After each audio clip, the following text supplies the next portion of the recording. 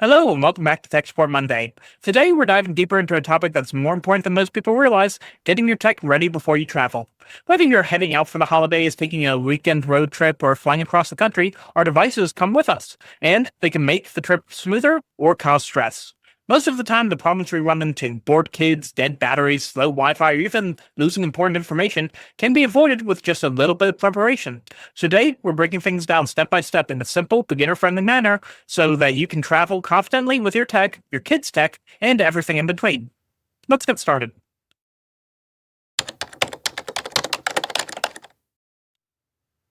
One of the most helpful things you can do before traveling is download anything you plan to use ahead of time. Travel Wi Fi, whether it's in airports, hotels, or the car, is slow, spotty, or it might not even work at all. So downloading at home saves you frustration, saves you data, and keeps everyone entertained. Make sure to download your movies, shows, music, audiobooks, and ebooks while you're still on your home internet. If you're traveling with kids, download a few offline games and apps. They don't need Wi Fi once they're installed. Most apps make this easy. Netflix, Spotify, YouTube, and Kindle all have an available offline option. And here's a tip most people miss: download offline maps in Google Maps. That way, even if you lose signal on your trip, you can still have navigation from the GPS inside your phone. A few minutes of prep now goes a long way once you're on the road or in the air.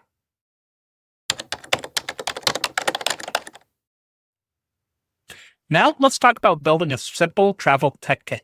You don't need anything fancy, just the right basics in one place so you're not scrambling later. Start with a portable charger. You'll see a number on it called MAH. The higher the number is, the more times you can recharge your phone. Even a small one can save you if your battery dies during a long day of travel. Pack all your cables you need and an extra just in case one breaks. Label your cables or keep them in a small zip pouch so they don't get tangled. And if you're staying in a hotel, maybe bring a small travel power strip. Hotels never seem to have enough outlets, especially when everyone has a device to plug in. And this part is important. Keep your chargers and battery pack in your carry-on, not your checked luggage. If your suitcase gets lost or delayed, you don't want to be stuck with a dead phone for the rest of the trip. A simple, organized tech kit makes a big difference, and it only takes a few minutes to put together.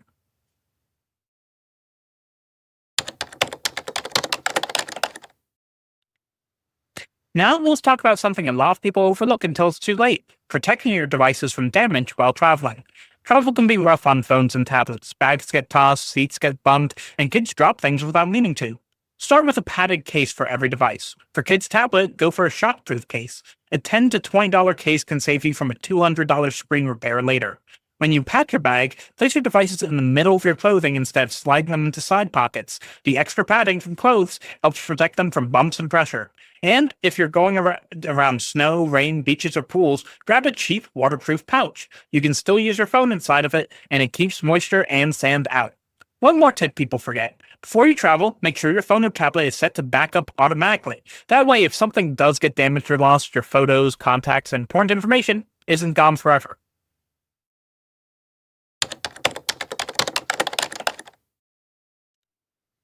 Let's take a moment to focus on the settings on your device that can keep you safe while you travel. These are easy to turn on, and they might make a huge difference.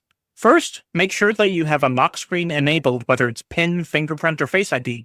If your phone gets lost or stolen while you're traveling, this stops anyone from getting into your apps or your personal information.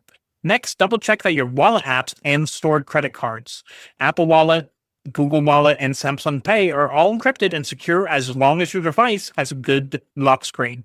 If you use these apps, make sure you don't disable any security prompts and that everything requires authentication before payment. Then turn off Auto Connect for Wi-Fi and Bluetooth. When these are left on, your phone can automatically connect to unfamiliar networks or devices without you noticing. It takes just a few seconds to disable these features, and it cuts off a lot of opportunities for scammers or hackers. And here's something most people don't never think about: turn off features like AirDrop, NameDrop, or Nearby Share in crowded areas. These can attract unwanted requests from strangers, especially in airports or train stations.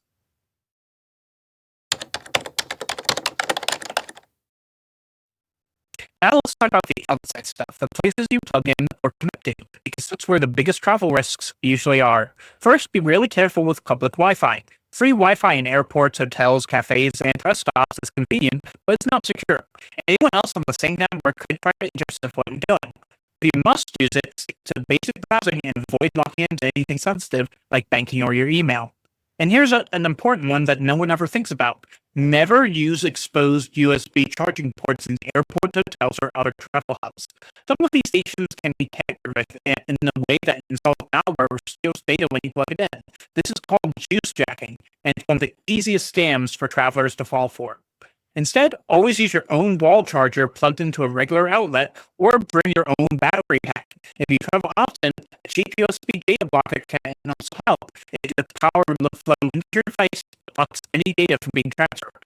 Between avoiding risky Wi-Fi and skipping public USB ports, you're protecting yourself from two of the most common travel scams without needing any special tech skills.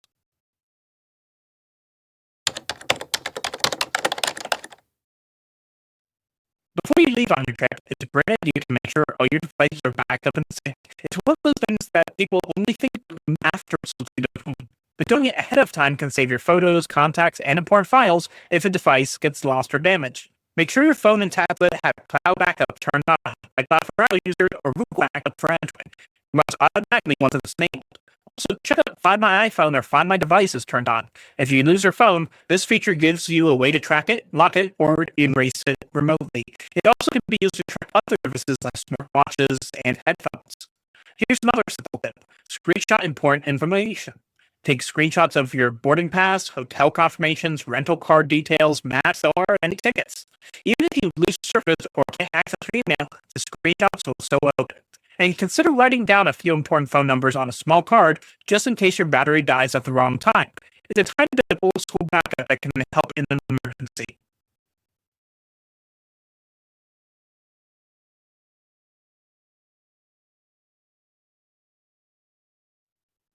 Yes, once something is downloaded directly to your device and works completely offline, just make sure the app you're using, like Netflix or Spotify, shows a checkmark or available offline symbol before you leave, and be aware that sometimes they use a limit for how long an item is available offline with these services.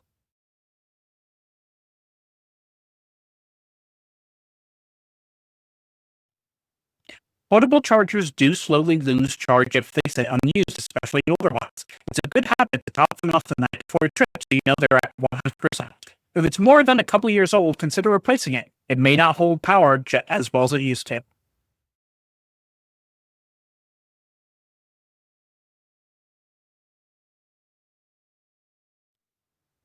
It's totally safe to keep your cards in your phone's wallet app. Apple Wallet, Google Wallet, and Samsung Pay are heavily encrypted and much safer than using a physical card.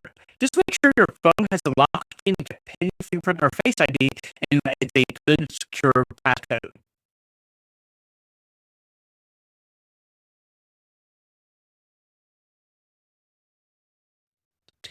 No, it's still connected to your home network. You just have to set it manually the first time. After that, your phone will remember it as a trusted network. Auto-connect mainly prevents your device from joining random public networks without asking.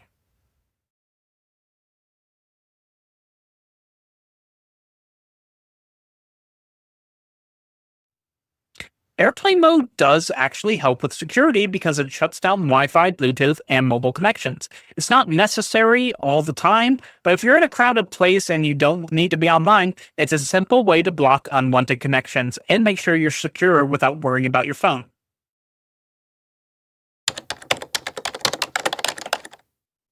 Traveling with tech doesn't have to be complicated. A little planning before you leave, downloading what you need, organizing a small tech kit, securing your settings, and avoiding unsafe connections will make your trip smoother, safer, and a lot less stressful. If you found this helpful, don't forget to like, comment, subscribe for more simple tech tips. And if you have any travel tech questions you want me to cover in a future video, drop them in the comments. I'll be answering them in the next Monday's Tech Support episode or in the Wednesday's Tech Short.